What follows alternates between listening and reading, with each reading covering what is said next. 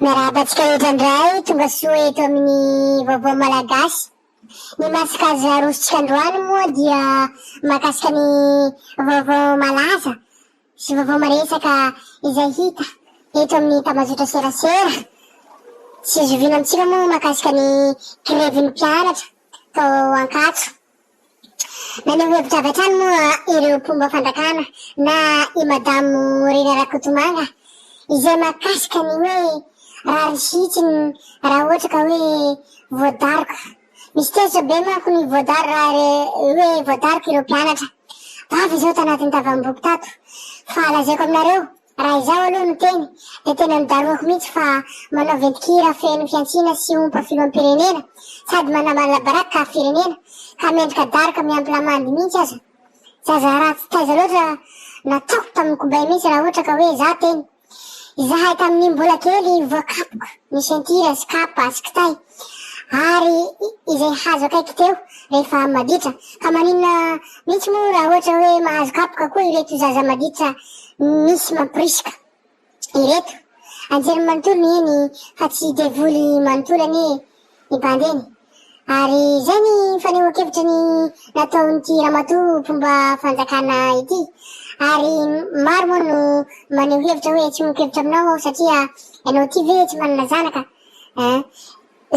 Mety hoe tsy manana zanaka eny amin'ny université angamba zareo reto, fa any andafy na mianatra any ivelan'i Madagasikara angamba ireo zanaka zareo reto, ka manome tsiny an'ireo mpianatra ireo. Mpianatra nefa tsy nandeha nangala sy nandeha nanino fa tonga de vono. Raha ohatra moa sanatry mivavaka hoe maty teny moa zareo, izy ny tompon'antoka sy responsable amin'izany. Ary nanitsy nanamafy ihany koa i Paul Berarosy Rasimanana izay mpomba fanjakana, izay mpanohana ny filoham-pirenena Andry Rajoelina am-perinasa. Nanitsy fa hoe tsy mety vavabenao, ajanono io vavabenao satria ohatrany hoe tsisy zanaky ny dada sy mamanareo eny dia mahay miteny nareo. Raha fahitako maro ny olona maneho hevitra tsy manaja tena hoy izy zareo sy ty madamo ty.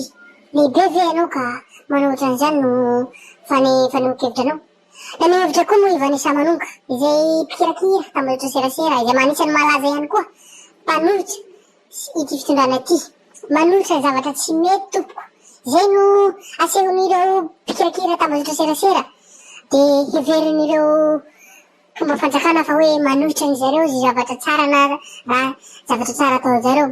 Ny mpanohitra ny tambazotra serasera tompoko tsy manohitra zavatra tsara fa manohitra kosa zavatra ratsy izay mipaka amin'ny vahoaka. Dia naniteny moa i Vanessa Manonga fa hoe sady 9 bis makeny dia tongava mba tianay ho hita mafy zany olona kendy daroka zany. Misy olona tena heverinao hoe intéressant be fa kay mahay miteny frantsay be fotsiny fa tena tsisy lavanazy.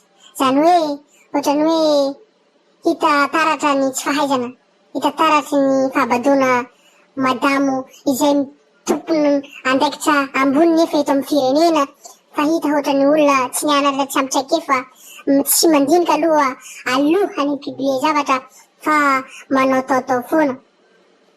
Misy aza tena amin'ny tena miaika ho faneho-kevitra ty ramatoa ty, izay tiany sy mety aminy foana.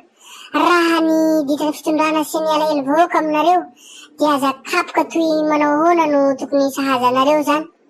Tena maro ireo faneho-kevitra ataon'ireo mpikirakira tambazotra serasera satria mahay vavabe ity madamo ty. Fa maninona moa izy ireo raha mangina. Omeo volan'ny mpianatra dia vita ny olana, tsy tokony ny olany, tsy misy le grevy raha ohatra ka hoe omena ny volan'izareo, omena ny vahaolana. Ianareo ihany no miteraka olana fa tsy hoe ny any fitondrana andreo mpomba fandrakanareo dia hoe misy mpaniraka, misy mampirisika ireo mpianatra ireo fa tsy hoe manao tao foana.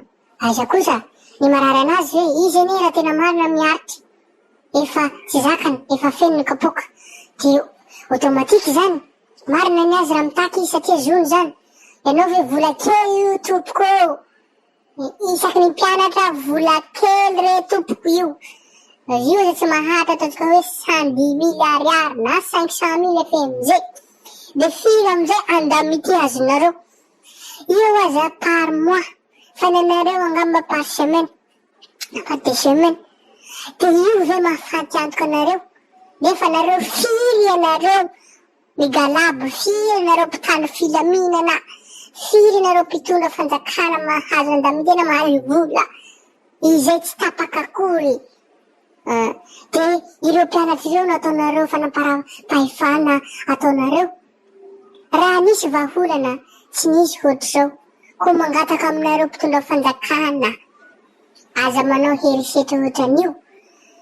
Rary sihitsy ny raha malasy na mpangalatra reny ataonareo ohatran'io. Na any ambanivohitra dahalo, na ireo mpangalatra mpangaro paosy mpamon'olona izay mpanendaka eo Antananarivo, izay manao ny tsy fandriampahalemana, manelingelina ny fiarahamonina. Ireo no ataonareo, fa tsy izay mpianatra mitana stylo. Na dia mihira izy, enti-po izy, mihira izy, tsy midika zany de hoe hovonoina izy. Raha sanatiny vava mateo izy. Iza ny tompon'antoka, enao be vava io ve? Satria maro no miteny hoe aza be vava ramadamo mangina rehefa ohatra ka hoe tsy fantatrinao ilay izy mangina satria tsy mety tsisy zanakao eny. Marary izy, misy fiantraikany aminazy zany, ary mety hisy fiantraikany amin'ny aretiny. Mety ho voalohany ny vatany, mety ho sembany izy. Raha ohatra ka hoe sembany moa izy dia ahoana? Misy zavatra mahazo azy ny tongotra, ny lohany. Iza ny tompon'antoka am'izany? Mpianatra vitsivitsy atao ohatran'io. Maro ane mpianatra tao e, fa manina ray roa telo efatra sa hoe mpitarika. Hainao ve fa mpitarika izy reny ka hoe vonoina? Ka izany no ilaitsika vahoaka mba ho tonga saina. Tonga zao ny fotoana, jereo ihany ny olona ho fidiana. Fa raha ohatra mitohitohy zao de afaka mamono ary mitodika aminareo mpitandro filaminana. Marina fa hoe mahazo baiko anareo fa aza vonona fa misy zanakanareo ihany koa ireo mpianatra reo, ny zandrinareo, anabavinareo mianatra eny Ankatso. Tsy tokony hanao ohatran'izay nareo. Zay no masaka zao rosa amitsika rehetra fa misaotra betsaka ny eno hatramin'ny farany.